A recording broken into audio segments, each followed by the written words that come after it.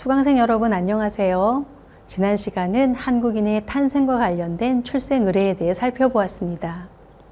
이번 시간은 아이들이 성장하면서 경험하는 유년기 놀이문화에 대해 함께 알아보겠습니다. 2021년 11월 국제연합 교육과학문화기구인 유네스코는 교육의 미래에 대한 보고서를 발표했습니다.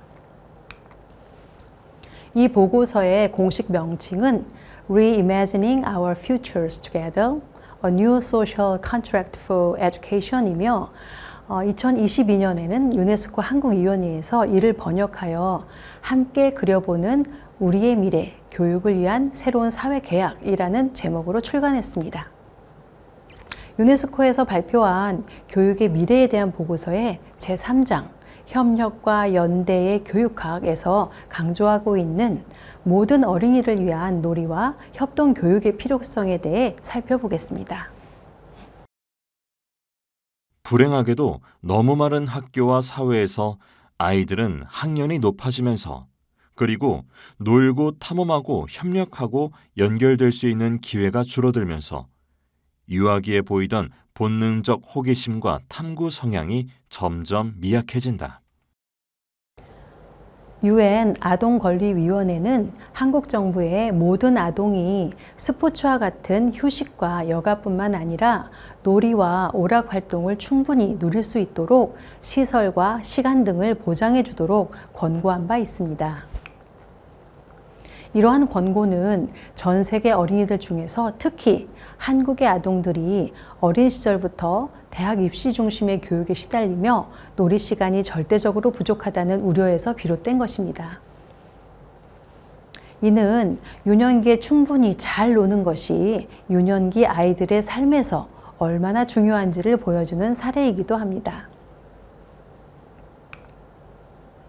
인간의 유년기는 뇌의 가소성과 발달이 상당히 이루어지는 시기입니다. 필수적인 신체적, 인지적, 사회적, 정서적 성장이 이 시기에 엄청나게 일어납니다.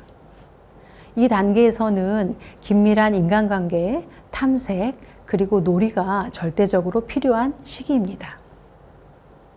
가다머, 하위징어, 카이와 같은 학자들의 논의를 종합해보면 놀이는 자유, 즐거움, 몰입이라는 특징을 지닌 탈일상적인 활동이라고 할 수 있습니다. 일상에서 벗어나 자발적으로 몰두하게 되는 활동, 그것이 바로 놀이입니다.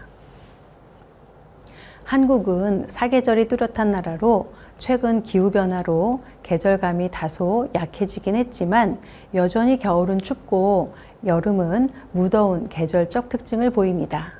이러한 뚜렷한 계절의 변화 속에서 계절마다 세시풍속과 놀이문화가 자연스럽게 발달해 왔습니다. 여럿이 함께 어울려 즐기는 놀이를 대동놀이라고 합니다. 대표적인 대동놀이로 석전과 줄다리기가 있습니다.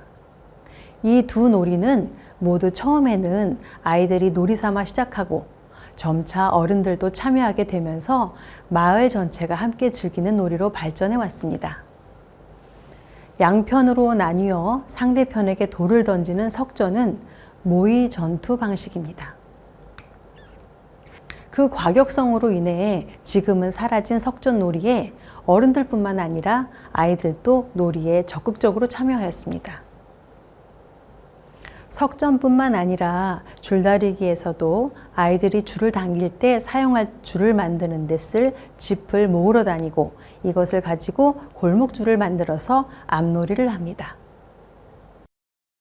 소년놀이 44개, 가마싸움, 깡통차기, 개꽃생이 놀이, 깨금발싸움, 고누, 고을모둠, 공치기, 구슬놀이, 군사놀이, 굴렁쇠놀이, 남승도놀이, 딱지치기, 땅재먹기, 도깨비놀이, 돈치기, 도라잡기, 돌치기, 뚜럼놀이, 말타기, 방앗개비놀이, 빵울치기, 삼치기, 서리, 성냥개비 놀이, 승경도 놀이, 엿날리기, 엿치기, 원놀이, 잉어놀이, 자치기, 장치기, 제기차기,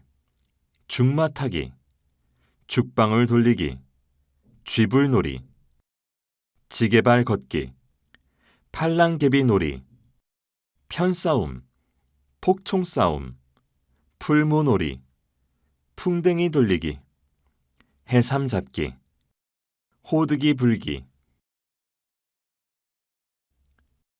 소녀놀이, 11개, 각시놀이, 고무줄놀이, 공기놀이, 꽈리불기, 낙화놀이, 소꿉놀이, 실뜨기, 죽방울 받기, 풀각시, 풀무놀이, 풀묻기,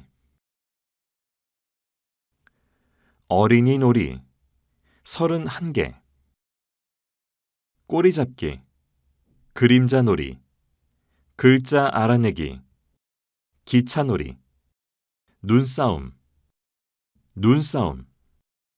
다리세기, 독장수놀이, 두꺼비집 짓기, 못치기, 병사리, 보물찾기, 봉사놀이, 삘기 뽑기, 사람찾기, 산가지놀이, 소문놀이, 손뼉치기, 손뽕치기, 솥거리, 수건 돌리기, 숨바꼭질, 시조놀이, 안전뱅이놀이, 오랜말, 이름대기, 진놀이, 칠교놀이, 풀싸움, 풀치기, 풀피리 불기. 민속놀이 연구자인 김광원은 211가지의 한국 민속놀이를 정리하였습니다. 이 가운데 아이들 놀이를 소년놀이, 어린이놀이로 구분하고 있습니다. 어린이놀이는 소년과 소녀가 공통으로 하는 놀이를 일컫는 말입니다. 김광원의 유년기 놀이 분류를 살펴보면 소년놀이가 44종류로 많은 데 비해 소녀놀이는 11종류로 상당히 빈약한 것을 발견할 수 있습니다. 이러한 격차가 생긴 정확한 이유는 알 수 없지만 남성인 놀이 연구자가 소녀들의 놀이를 관찰할 기회가 제한되었기 때문이라고 생각합니다. 반면 백운학 김경아의 전통적 아동놀이의 유형별 분류에 따르면 남아놀이는 61종류이고 여아놀이는 36종류입니다. 어린이놀이의 종류가 97종류이며 여아놀이는 남아놀이에 비해 2분의 1로 적습니다. 그렇지만 김광원의 분류보다는 여아놀이의 종류가 상당수 추가되었음을 알 수 있습니다. 전통시대의 유년기의 삶을 이해하기 위해 남녀 7세 부동석이라는 관념이 어디에서 유래한 것인지, 그리고 그것이 유년기 성별 놀이 문화에 어떠한 영향을 주었는지 알아보겠습니다.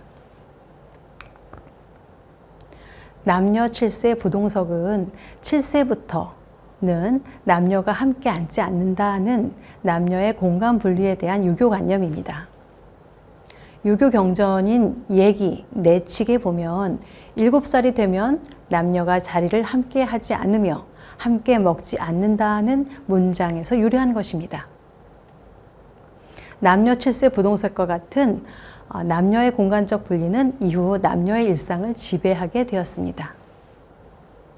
이렇게 남녀 분별을 모든 예의 출발로 삼은 것은 남녀의 성별 구분을 통해 사회 질서를 형성하고자 하였기 때문입니다. 유교 문화권에서 여성의 몸을 통제하던 대표적인 유교 관념이라는 비판의 대상이 되었습니다. 남녀 유별을 삶의 공간과 직분 분리, 상호 불접촉 및 불간섭, 그리고 삶의 내용까지 달리하는 것으로 이해하였습니다. 또한 여성의 삶 공간을 집 안으로 한정하고 바깥 세계에서 여성을 배제하는 논리로 발전하였고, 이러한 7세 이후 나타나는 남녀의 공간 분리는 유년기 놀이문화에도 영향을 미쳤습니다. 소년들의 세시놀이로 연날리기와 씨름, 소녀들의 세시놀이로 널뛰기와 그네뛰기를 들 수 있습니다. 연날리기는 추운 겨울철부터 설 전후로 놀았던 소년들의 놀이입니다. 소년들이 주로 바람이 적당히 부는 날, 넓은 들판이나 언덕, 강변 등 탁 트인 공간에서 연날리기를 합니다. 방패연, 가오리연 등 다양한 모양의 연을 날리는 것뿐만 아니라 연줄에 날카로운 유리가루나 접착제를 묻혀서 상대방의 연줄을 끊는 연싸움 놀이로 발전하기도 합니다. 연싸움을 통해 경쟁심과 협동심을 배웁니다. 소년들의 씨름은 애기 씨름이라고 하며 5월 단오에 벌이는 씨름을 으뜸으로 쳤습니다. 씨름이 2018년에 남한과 북한이 공동으로 유네스코 인류무형문화유산으로 등재되면서 씨름의 전통적 가치와 국제적 관심이 더욱 높아지고 있습니다. 씨름은 군사훈련의 일환으로 활용되기도 했으며, 모래판 위에서 두 선수가 삿발을 잡고 서로 힘과 손기술, 다리기술, 허리기술 등 다양한 기술을 겨뤄 상대방을 넘어뜨리는 방식입니다. 소녀들의 놀이인 널뛰기는 긴 널빤지 중앙 아래에 둥근 나무나 볏짚 다발을 받쳐놓고 양쪽 끝에 두 사람이 번갈아 서서 서로 힘을 주고받으며 높이 뛰어오르는 놀이입니다. 성인 양반 신분 여성들의 외부 활동이 제한되던 전통시대에 담장 너머 바깥 세상을 구경하기 위해 더 높이 뛰었다고 합니다.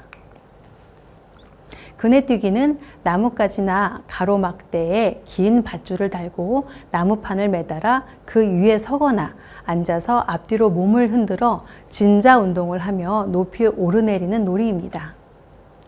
단오날 여성들의 바깥놀이입니다. 유명한 고전소설인 춘향전을 보면 춘향이가 단오에 그네뛰는 모습을 멀리서 훔쳐보고 한눈에 반한 이도령 이야기가 나옵니다. 이번 시간은 유년기 놀이문화에 대해 살펴보았습니다. 다음 시간은 근대 가족계획 사업에 대해 살펴보겠습니다.